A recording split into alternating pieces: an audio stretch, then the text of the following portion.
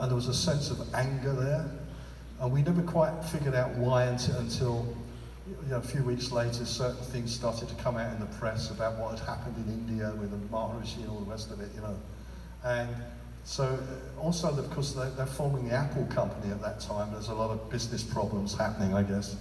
But when we started to record, there was the sense of anger was the fact they turned all the guitar amps up louder than they'd ever been before. I couldn't get the separation from the drums and the guitars because there was too much guitars linking onto the drums. And it was a bit of a mess and a bit of a nightmare as far as I was concerned. And I think I got into like the 11th track, and John had been pretty nasty to me, making nasty remarks, which wasn't really, it was something that happened in his life at that time.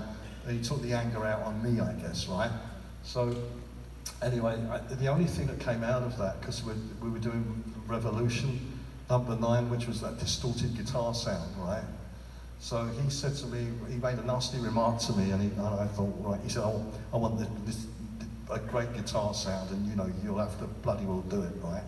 So out of anger, what I did, I overloaded one mic amp, because they're tube mics in those desks, and came out of that mic amp, which was completely overloaded, went into another mic amp and overloaded that one, and then went to another mic amp and overloaded that one, and then just lifted the fader up and said, is that what you bloody want, And of course it was that sound, which everyone loves, was made out of my anger.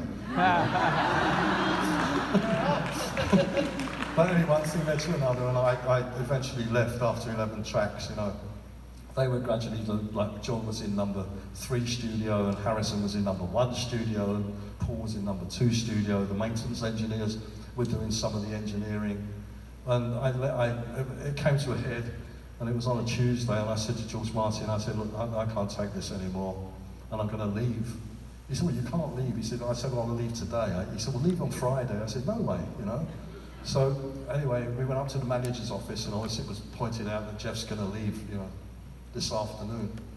And so anyway, they knew something was happening because they were in the studio, and George Martin and I were up in the control room with the manager, and they were trying to get our attention. Anyway, I went down the stairs into number 2 and said, look, I'm leaving.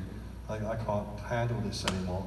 So John said, well, it's not you, Geoff, it's this, meaning the comp can be confined into number 2 Abbey Road, which was like bricks on the wall, stuff hanging down the wall, industrial lights, there's no nice seats, there's no colour lighting anywhere, and they've like been incarcerated in this place forever. So John said, well, it's not you, it's this.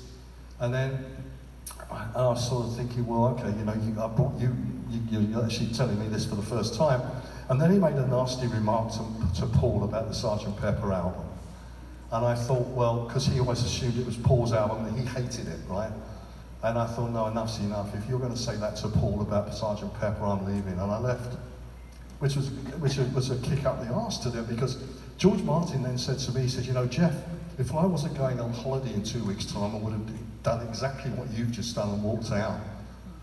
But he had an out on it,